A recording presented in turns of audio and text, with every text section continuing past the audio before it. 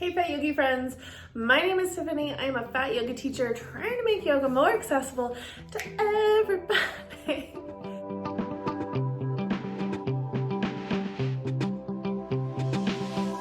I am coming to you today because I would like to resume my Tuesday tutorials, and honestly I don't know if I can maintain a video every single Tuesday, but we are going to try. So Tuesday tutorials typically were videos that were breakdowns of different poses, different parts of yoga, philosophies, like lots of different things like that. And people found it super helpful because I would show the poses in a chair, with blocks, without blocks, and like different things you could do if that pose doesn't work for you. So here is today's Tuesday tutorial, which is going to be about the breath.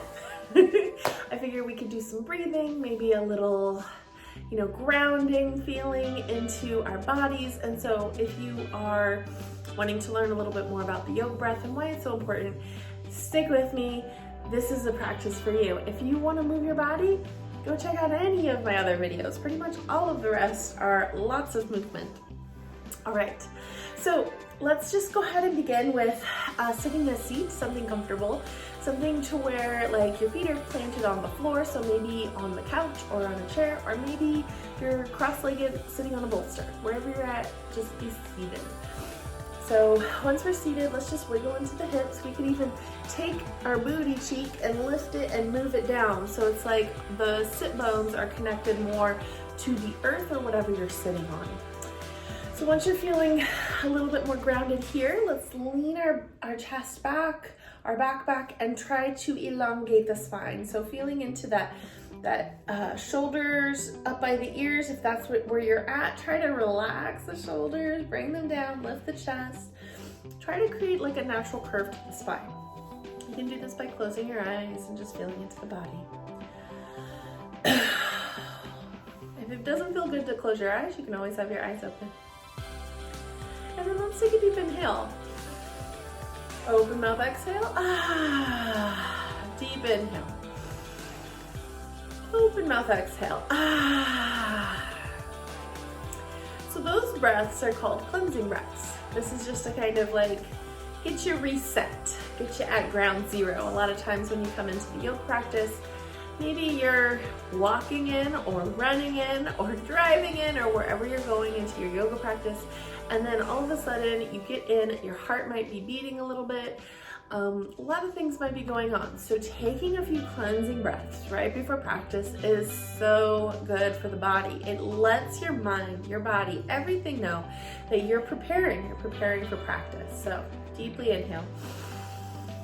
Open mouth, exhale. You could even make that noise. Deep inhale. Open mouth, exhale. You don't have to. If you're in a public space and you feel uncomfortable, no worries. But if you're at home, you feel comfortable enough to do it, then do it. There's a gentle vibration that happens in the chest and the throat, and it's supposed to massage your nerve system. Like lots of weird things that benefit, so we do it just because it feels good too. So like all the reasons. So let's get into Ujjayi Breath, which essentially is the breath of practice. Most of the time when yoga teachers are wanting you to do a yoga breath or tap into the breath, as they say, they're talking about an Ujjayi breath. And essentially an Ujjayi is counting to 4, 5, or 6 as we inhale through the nose, and then exhaling through the nose again, the same count. So if you inhale for 4, you exhale for 4. If you inhale for 5, you exhale for 5. Our lungs are always at a different capacity depending on where we're at in our practice. So if we're just sitting grounded, maybe you only need 4, 4 counts. So deeply inhale through the nose. Exhale, 2, 3, 4. Inhale, 2, 3, 4. Exhale, 2, 3, 4. So finding that time to move your breath around, right? The other thing that you do when you're practicing an Ujjayi breath is there's a constraint that happens in the back of your throat. It kind of like closes a little bit. It creates a fire in the back of your throat. So it's almost like you're fogging a mirror, like you know how you feel when you fog a mirror? You're creating a steam from your own mouth. So you do that through the nose. So how would that feel if you did that? So deeply inhale. So it's kind of like a little bit of extra effort. I'm over exaggerating, of course, but this heat that you're creating in your body is for your practice. So as we inhale, maybe we circle the arms. Exhale, bring hands right to heart center. Inhale, circle. Exhale, bring hands to heart center. So something like that, that would be like a vinyasa flow. You're literally connecting the breath to movement. We're inhaling, circling the arms up, exhaling, bringing hands right to heart center. When you start to flow like that, where you're moving with the breath, every time you breathe, you move. That typically is a vinyasa flow. You can go slow, you can go fast. A lot of times a vinyasa flow is a little bit faster. But at the same time, during the practice, you will hear the teacher say, tap back into the breath, because a lot of times when you get to that down dog, when you get to, or they might put you in child's pose or something like that, just keep in mind, you can tap into the breath anytime you need to. You might find that your breath is like, and we're not being very mindful of our breath, and that's when we need to tap into it the most. Right? So when we're gasping for air, it means that we probably need to pause. We're going too fast, and we need to just like take the time to recognize, hey, the pace the class is going at is too quick for me, and I need to slow it down so that I can tap into the practice that my body is capable of today. So just a few different variations as far as like how that Ujjayi is connected to movement for vinyasa. Now, if you're in a different type of class where you're holding postures for a long period of time, like hatha, what would happen is that you would breathe,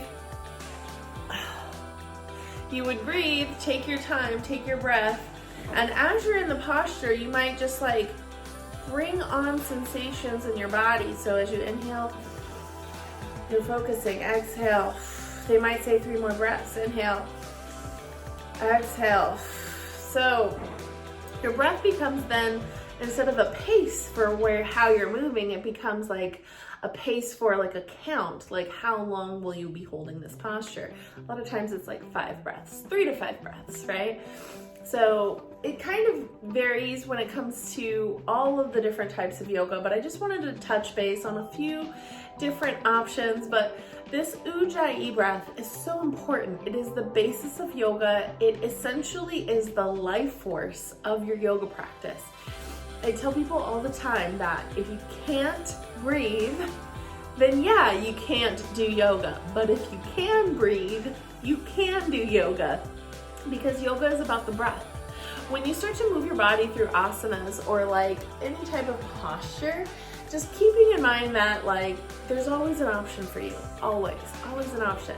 So if you're needing more options, this is what this class is for today, a Tuesday tutorial. I do have probably about 6 or 8 on my channel already, so check those out. Maybe I'll put a link somewhere here so you can like check out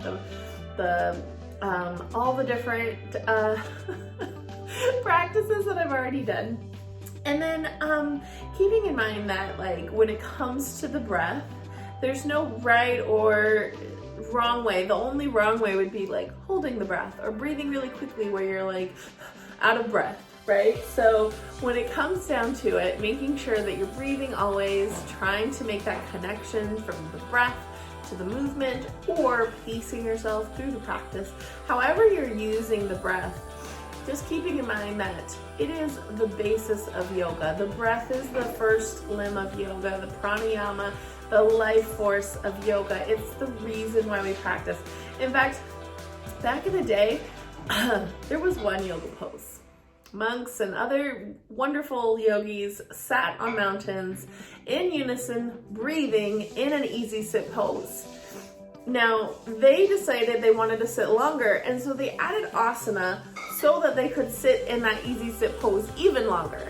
So that is the whole reason why yoga even exists. It's because of the breath. So you can breathe, you can do yoga. And I encourage you to go check out all of my other classes that are here on YouTube, as well as my other amazing classes through my membership, which I will link down below, where I add things like tarot card readings, full-length classes every single month. You get affirmation cards, as well as journal pages every single month, and I kind of guide you through all of that. And then I also have all of my yoga courses. So I have workshops, yoga accessibility, finding the worthiness within yourself, as well as yoga for complete fat beginners. All of my yoga courses and all of my memberships options are on my website. I'd love for you to check them out.